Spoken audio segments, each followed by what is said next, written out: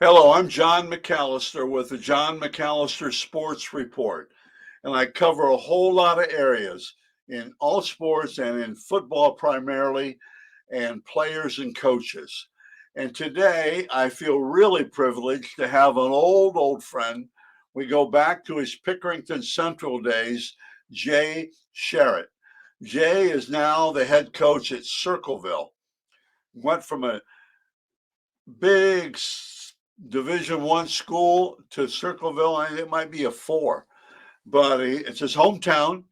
He lives nearby, so he's going back and try to get the football program going again. They've not had a winning record in the last 10 years, and Jay has come in, got I think 2 months ago, installed a weight program and hiring coaches. He's really busy, but he can get the job done. Today, we talk more about philosophy and thoughts on coaching and assistant coaches and things like that. And he talks about what the team has done so far. We're not going to talk about players, specific players. It's more about his overall approach to the program, to rebuilding the program at Circleville High School. So if you'll sit back and listen to my good friend Jay Sharrett from Circleville High School.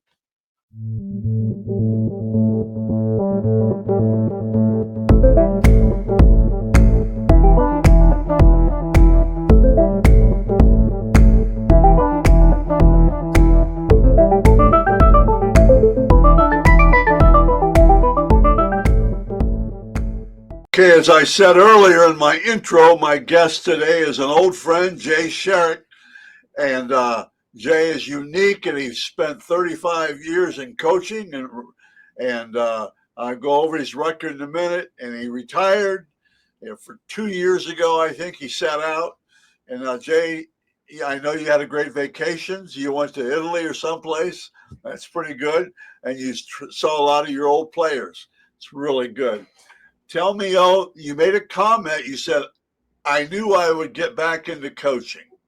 Yeah, I just it had to be the right situation, and I was right on the edge of ever coaching again. And my alma mater called, and things came together. And now I'm the head football coach at Circleville High School. And you're right, my wife and I did a long 2-year vacation. We went to Scotland and England and all over the country, and really enjoyed going to some former players' games, and we got a lot of guys coaching too in college and in the NFL, and we really enjoyed that. But if I was going to coach again, now was the time, and the timing was right. And we've been going at it for about 2.5 months, and really showing signs of progress, and getting our coaching staff together, and everybody getting on the same page philosophically. And my daughter Megan did warn me. She goes, Dad, these guys don't know how you are. Don't overdo it at first. Don't scare them away. And so I tried my best at that. And some guys stayed and are coaching, and we brought some new guys in, and it's heading in the right direction. Good. Kids are doing well. Yeah. Your players, I'm talking about. Yeah. Numbers are good. It's different because you're used to having 80 to 100 guys in the weight room, and now you'll have anywhere from 30 to 50. But it's the same passion, the same work ethic, and everything that I've thrown at these kids, they've absorbed. And I haven't been soft on them by any stretch, and they've responded to it, and gotten stronger and in shape, and hopefully we continue in that direction. That's really good. I think at your level, I always thought I needed 10 really good football players per class. Yeah, that's Circleville. I can see that. Yeah, real good football players, and then, you fill in, and it gets better. But I was in, I think, a program smaller than Circleville up northwest Ohio. Well, Jay, let's give you some credit here. Tell me how many, I wrote it down, 211 victories, Yeah. 42 losses, all Pickerington Central, right? Yep. And then the other thing I was impressed, 2 state championships and 1 runner-up. I thought you had more runners-up. We had 2 state championships, 3 runners-up. Okay. And one of the neatest things is we had 17 OCC championships, and people sometimes take those for granted. But to win your conference is such a momentum going into the playoffs, and we were fortunate to have that quite a few times. That's really good. That's really good. Circleville plays in what conference? They're in the Mid-State League, and we're Division IV. And like I said, when I first went down to Circleville, I was really pleased at the facilities, what was available to these kids. And as soon as I walked in there, I could start picturing how we're going to do it, what we're going to do. And like I said, over the last 2.5 months, we've implemented that, and they have absorbed it, built from it. And when I say they, I'm talking about the players and the coaches, and we're all on the same sheet of music. Right. That's really good. I'm one of those guys. I was fortunate to be a head coach for a number of years, but I think I was always told a man gaineth no honor in his home country. even Jesus didn't. But so I've always, honestly, I've had that. I've never coached here in Upper Sandusky. I helped at games once in a while, but I think that's strong. Guys who do that, it takes a lot of dry courage, I think, to come back, and because you're old friends and things like that. And sometimes they get too friendly, but anyway, good and bad. Like I said, every time I go down to Circleville, I learn something new. I meet somebody I haven't seen in 40 years. And so we've got to exchange names because obviously we don't look the same as we did 40 years ago. But when it came down to it, and the players started coming in the weight room and I got to know them, I could see a little of myself in almost every player that came in. And I thought, that's what Coach Cook had to deal with 40 years ago, Jay Sharrett walking in here. And that part of it's really been neat. And like I said, you run into people that you haven't seen, but I think the majority of the community is pleased that I'm back as the head football coach. And I just want to make sure that whatever I do, I give them that same experience that I know Coach Cook worked his tail off to give me as a football player. And if I can come close to that, then I know we got it heading in the right direction. Yeah, it's good. What do you think, Coach? Let's be real here. You coach at Pick Central. You've had great athletes at Pick Central. They've gone on and playing college ball. And one of my favorites is, I forget his name. Big tall guy, played defensive end. Nobody liked him. He went to Taco Charlton. Oh man, I love Tuck. Now, I know he's a character, but for some reason he and I got along. Good. And we got along. But you put some guys out, and one of the better high school quarterbacks, I think, in Ohio. I say high school quarterback. Yeah. He's going on. I see him on Facebook every once in a while. Okay, how will you modify that thinking at Circleville? Well, first thing, when we started lifting and we started getting into it, and they were getting familiar with me and I was getting familiar with them, I said, John, I said to myself, they got some dudes here. Yeah. I mean, there's probably 2 or 3 players that if they had the same exposure we had at Pickerington Central, they would have 3 or 4 MAC offers, no doubt in my mind about it. Yeah. But Circleville isn't around 270. It's not on the recruiting circle, and we were fortunate enough in our off season that I talked to a few coaches, and they stopped in to see our kids. And now some of our guys are going to camps, obviously in June, and look forward to doing that. And they've got their name out there a little bit. But when I saw the jumps in strength and how the weight room just started to play off, pay off in their strength and their confidence and the way they carried themselves. I thought, you know what, we can do it here. Now, I did do an interview with a sportscaster there a while back, and he told me the same thing about Pickerington Central winning all that. And he goes, well, you know, Coach, and I didn't know this. He was, Coach, Circleville has had a winning record in 10 years. And I thought, oh, this guy, that can't be true. And of course, then I got on to Joe Idle and I looked back, and sure enough, it had been 10 years since they were 6-4. But, you know, here's the way I look at it. And I've told people, we're not going to lose any games. Now, we might get beat because the other team's better than us, but we're not going to roll over in the second quarter. They're going to have to beat us first, second, third, and fourth quarter till the end of the game. And I think we're getting that mindset in these kids. And then the tougher we are to beat, the closer we are to winning. That's the way I look at it. For sure. Yep. For sure. Well, that's one of the things, and you probably, I've already told you this over the years, but you're always had time for me. When I would come in with my football business, my scouting, and you always had time for me. And you still taught school, by the way. You're a good teacher because I've sat and I have sat and watched you, but you always had time for me, and I think you have that same ideas at Circleville. You know, you're going to take time and get these kids exposed. You know, and take time and with the right guys expose them. But I think that's one plus for Circleville. And plus, come on, Coach, you know, you talking to a guy at least PQs their interest, a college coach. You know, I would always get this stuff like, John, this guy better be pretty good if I have to drive, you know, an hour out of my way. He better, because I'd recommend these guys. Okay, let's talk, Jay, a little bit about. I had questions for you. Okay, this is silly, but what really made you want to be a football coach?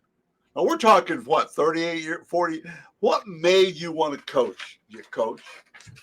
I mean, you brought up Coach Cook earlier, and the coaches I had in high school, the coaches I had in junior high, I saw their lifestyle. I saw how they carried themselves. I saw how they enjoyed what they were doing, even though technically they're showing up to the job, they're teaching, they're coaching. And I knew probably in 7th grade, I knew exactly what I wanted to do. I knew I wanted to become a teacher. I knew I wanted to coach. And I knew I wanted to coach football. And, you know, I ended up coaching track at Pickerington Central for a long time, and I enjoyed that. But football was the thing that I really enjoyed, and just all the aspects of it. But I know it sounds corny, but in 7th grade, I knew then. And I knew when I went to Capital, I took classes to get me. I only took one elective while I was at Capital. So all my classes were core classes to make sure I graduated on time. And, you know, like I said, here we are 36 years later and 38 years later, and still enjoy it. Yeah, that's really good. And a little plug there for smaller schools like Capital and Ohio Northern and Mount and the Division II schools.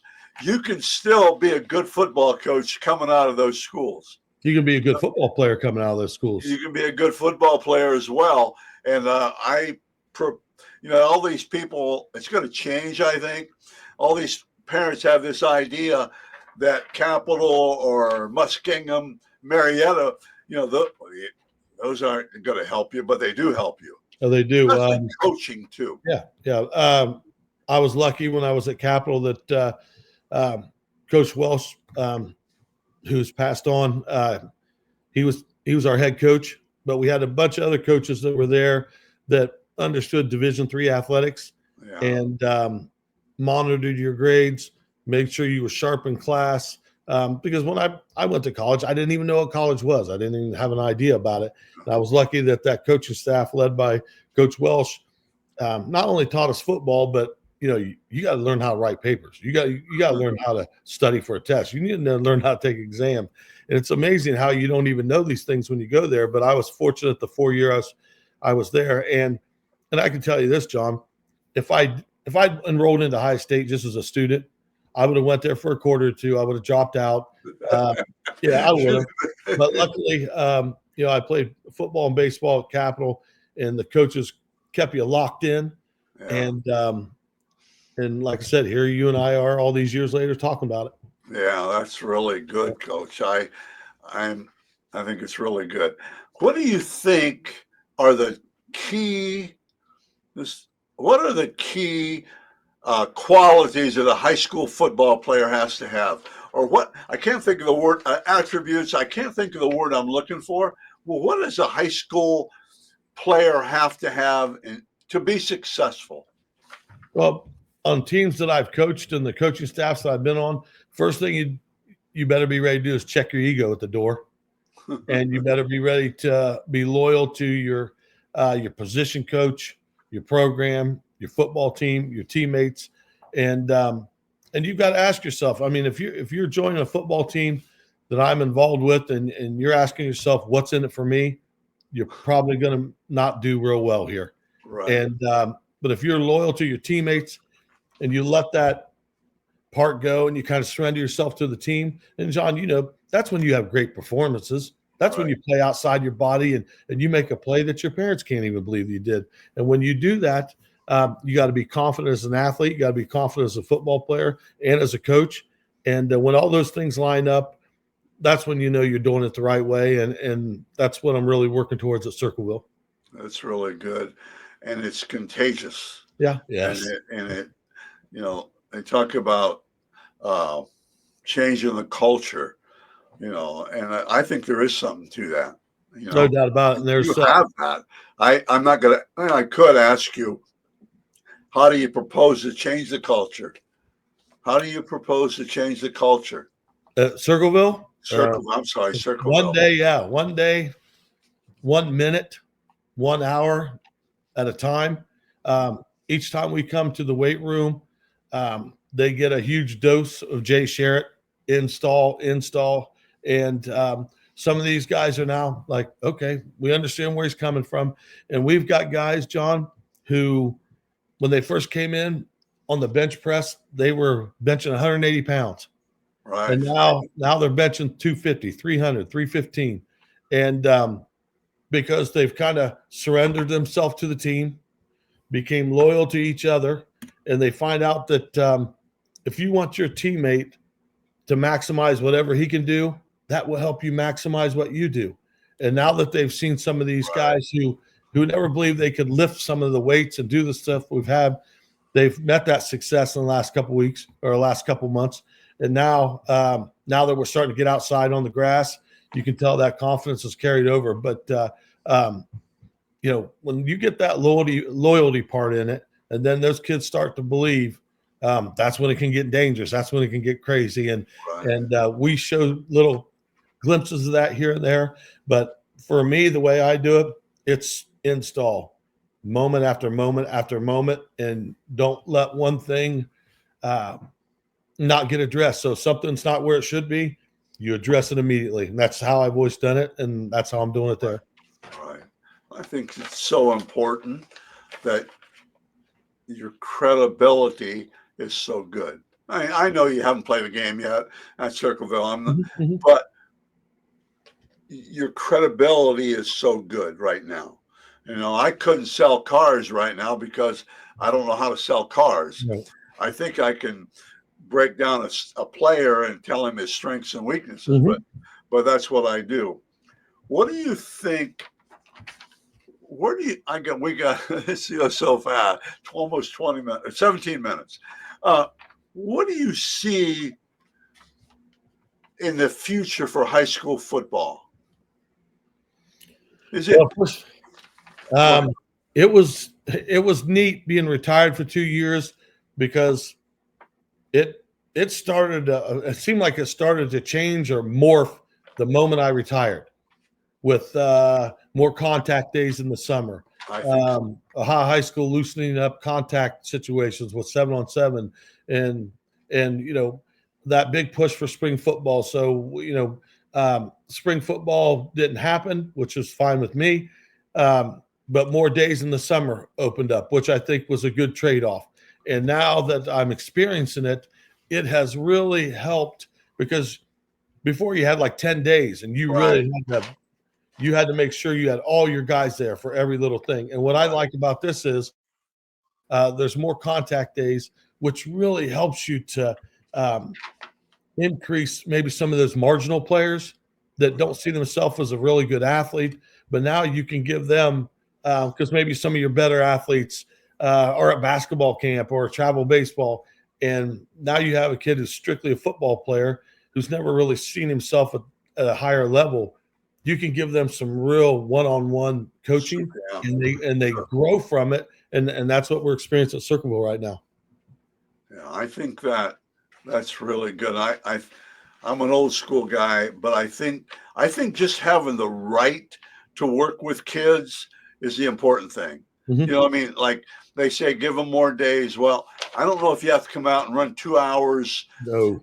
I agree with you. Just a chance to work let's say your second string quarter or third string quarterback. He's out there and you have a chance to work with him. Yeah. Mano a mano. And I think that's so important. That's what it's done. Spring practice, I don't necessarily agree with, but I think everybody wants a pad. I think we're all going to go out in pads and hit for hours. And I don't think that's the case. I think, again, it's teaching, and football has changed so much to me because so much less hitting. Yeah.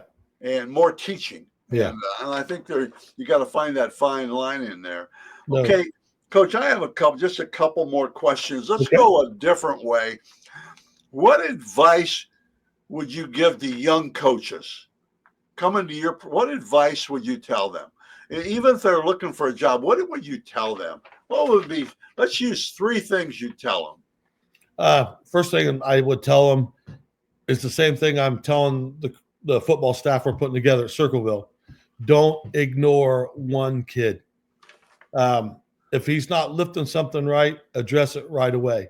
If he needs some attention during the drill, do it, because that sophomore that you're not paying attention to, he might be on KOR. He might be on kickoff return. Yeah. When your super returner fumbles the ball and he falls on it and recovers it and saves the game.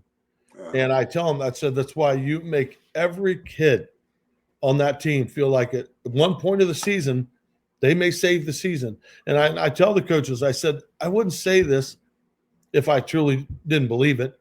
And over 35 years, I've seen it happen over and over again. And that's the thing. You get so locked in on your skill kids and, getting a tug of war with the basketball team because he's going to open gym and all that stuff. Right. Those guys are always going to do what they do. Right. But I tell them, look at that in-betweener player, the guy that you're not really giving much contact to. And here's the thing, John, we've done that at Circleville. In the last 2 months, we've had a couple kids increase their bench like almost 100 pounds, but they've never been trained. Wow. And, exactly. Yeah. And now they're heading in the right direction. It's funny. They carry themselves differently. So if I was talking to a young football coach just starting, or the coaching staff that I'm developing right now, don't ignore any kid. And if your superstar guy is out doing superstar stuff with baseball and basketball or whatever track, look at that next kid. And I said, train him.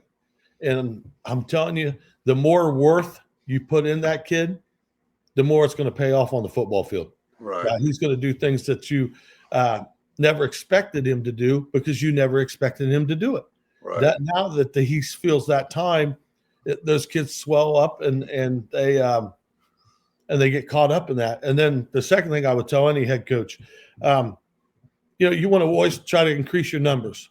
Get as many kids out as possible, but don't do it in a way where you're kind of badgering them to come out. Yeah.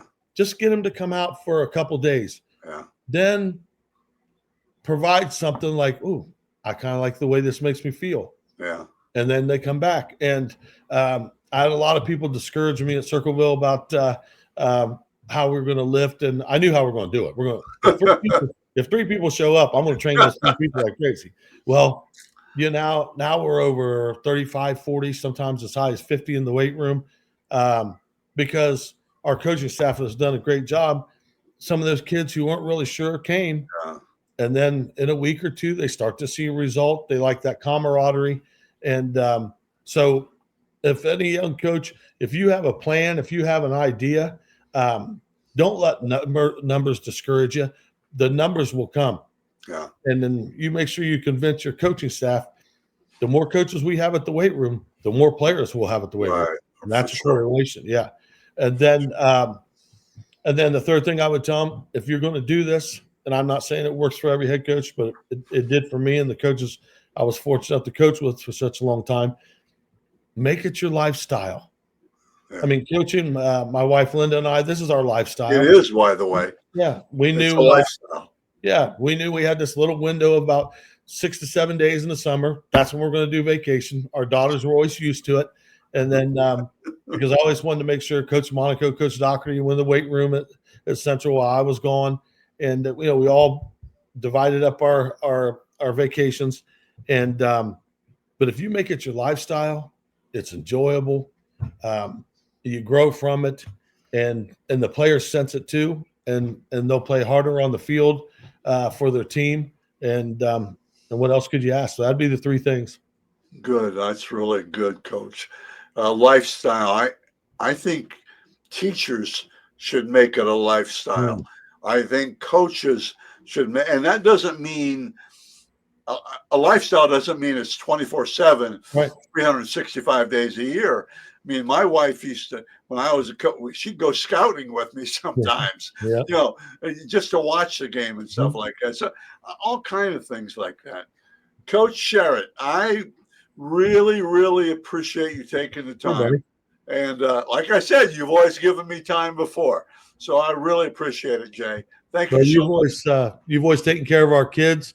And I always liked it because your evaluations, you're like, Jay, hey, listen, he needs to become a little bit more explosive.